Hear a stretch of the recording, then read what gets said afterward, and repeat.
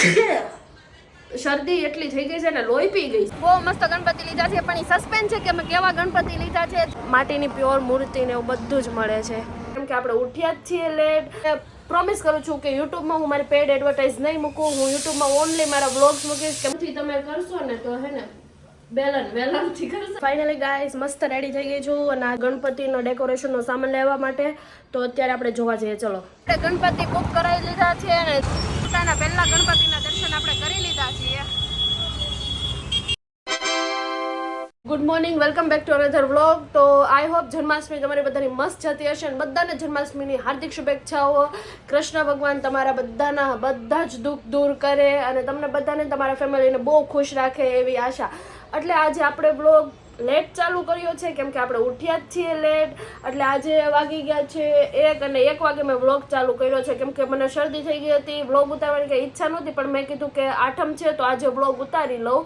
બાકી shorts video તો મારા હું બનાવીશ જ તેને. અને ઘણા લોકો યુટ્યુબમાં કીધું છે કે મને તમારા વ્લોગ જોવા બહુ ગમે છે. તમે જે એડવર્ટાઇઝ ને એ કરો છો એમાં પેઇડ લોકો તો હું તમને પ્રોમિસ કરું છું કે યુટ્યુબમાં હું મારી પેઇડ એડવર્ટાઇઝ નહીં મૂકું. હું યુટ્યુબમાં ઓનલી મારા વ્લોગ્સ મૂકીશ કેમ કે મારું ફેમિલી માંડ આટલું વધ્યું છે અને મારા ફેમિલીને ગમતું હોય એવું જ મારે કરવાનું હોય છે.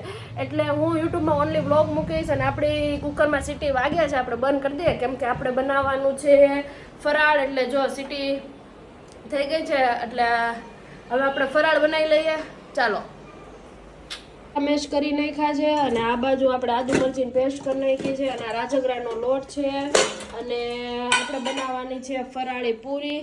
પણ ફ્રીજમાં જોયું તો ધાણા છે નહીં અને આપણે રાજગરાની પૂરી બનાવવાની છે. ધાણા વગર મજા ન આવે પણ મમ્મી ફરવા ગયા છે એટલે શાક કાંઈ છે નહીં. આપણે શ્રાવણ મહિનો છે તમને બધાને ખબર છે કે શ્રાવણ મહિનો છે એટલે એક ટાણું એટલે કંઈ શાકની જરૂર પડે નહીં. પણ ધાણા નહોતા એ મને નહોતી ખબર, નતર હું લઈ આવત જ તેને. પણ કાંઈ વાંધો નહીં, ધાણા વગર આપણે રાજગરાની પૂરી બનાવીએ.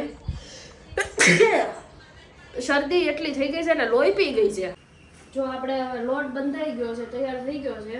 હવે આપણે રાજગરામાં બટેકા નાખ્યા હતા, લાલ મરચું પાવડર, જીરું પાવડર અને મરચીની પેસ્ટ ને એવું બધું નાખ્યું હતું. હવે આને આપણે પૂરીની જેમ કરવાનું છે. હું ડીપ ફ્રાય નથી કરતી, આવી રીતે થેપલાની જેમ જ બનાવું છું.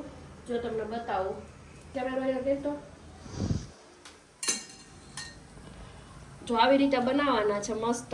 અને પછી છે ને હાથેથી આને છે ને વણતા જવાના છે આવી રીતે. કેમ કે બેલનથી તમે કરશો ને તો હે ને વેલનથી કરશો ને તો તમને છે ને શું કઈ તૂટી જશે. અને આ હે ને રાજગરાનો લોટ જ છે, એમાં હે ને આને બોળીને આવી રીતે છે ને રાઉન્ડ આવે પતલા એકદમ કરતા જવાના છે. એકદમ પૂરી જેવા ગોળ જો આવા પતલા થશે. બતાવું તમને, રૂકો. જો એકદમ પતલા થયા અને આને પછી આપણે ફ્રાય કરવા નાખી દેવાના છે. અરે યાર, જો આવી રીતે થઈ જશે. તો ફાઇનલી આપણા ફરાળી જે થેપલા પૂરી જે કહેવાય એ બની ગયું છે. અને હવે આપણે ખાઈ લઈએ, ટેસ્ટ કરી લઈએ કે કેવા બન્યા છે. કેમ કે ધાણા નહોતા, ઘણી વસ્તુ નહોતી આમાં નાખવાની, પણ ખાલી બટેકા, લોટ અને આદુ મરચું, જીરું ને એવું નાખીને બનાવ્યા છે. બહુ મસ્ત બન્યા છે. આની યારે તમે ફુદીના ધાણાની ચટણી કરીને ખાવ ને એક નંબર લાગે, બહુ મસ્ત. ફાઇનલી ગાઈસ મસ્ત રેડી થઈ ગઈ છું અને આજે મેં મસ્ત કુર્તી પહેરી લીધી છે. અને હવે અત્યારે વાગી ગયા છે 4 એટલે આપણે જવાનું છે ગણપતિનો ડેકોરેશનનો સામાન લેવા માટે. તો અત્યારે આપણે જોવા જઈએ. ચલો. વિચાર તો એમ હતો કે આપણે થોડોક ટાઈમ ખમી જાય પણ હવે 10 દિવસ જ વધ્યા છે એટલે આપણી પાસે બહુ ટાઈમ નથી. એટલે આપણે ગણપતિનો સામાન અને ગણપતિ લેવા જવાના છે. એકચ્યુઅલીમાં મારી ફ્રેન્ડની ઘરે ગણપતિ મૂકવાના છે, એના માટે જોવા જવાના છે. તો ચલો જઈએ. તો જો આપણે આવી ગયા છીએ મૂર્તિ જોવા માટે. હવે આપણે જઈએ કઈ જગ્યાએ મૂર્તિ મળે છે એ. ચાલો.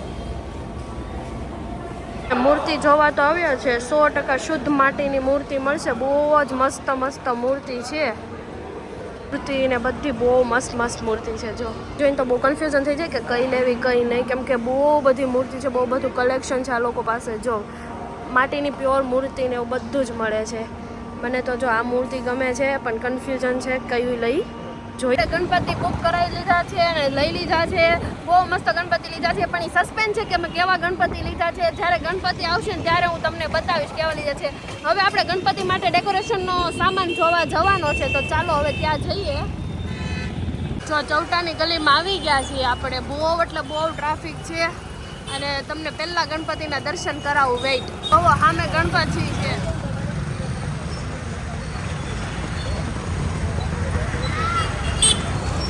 પહેલા ગણપતિના દર્શન આપણે કરી લીધા છીએ.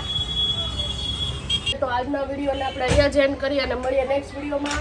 અને જન્માષ્ટમી હતી તો એના વિડીયોઝ હું લેવાના ભૂલી ગઈ છું, કેમ કે બહુ એટલે બહુ ટ્રાફિક ને એવું બધું હતું, એટલે મેં વિડીયોઝ કાંઈ લીધા નથી. પણ હા, મેં શોર્ટ્સમાં મૂક્યા છે. તો જન્માષ્ટમીનું તમારે કંઈ પણ જોવું હોય તો શોર્ટ્સમાં મૂક્યું છે, ત્યાં જઈને તમે જોઈ આવજો. પણ આડા વિડીયોઝ મારાથી લેવાના નહોતા, કેમ કે મારી પાસે ટાઈમ જ નહોતો અને બીજું તો કંઈ કહેવાનું યાદ નથી આવતું. તો બસ મળીએ નેક્સ્ટ વિડીયોમાં. આજ માટે આટલું. જય Shri Krishna, good night, by.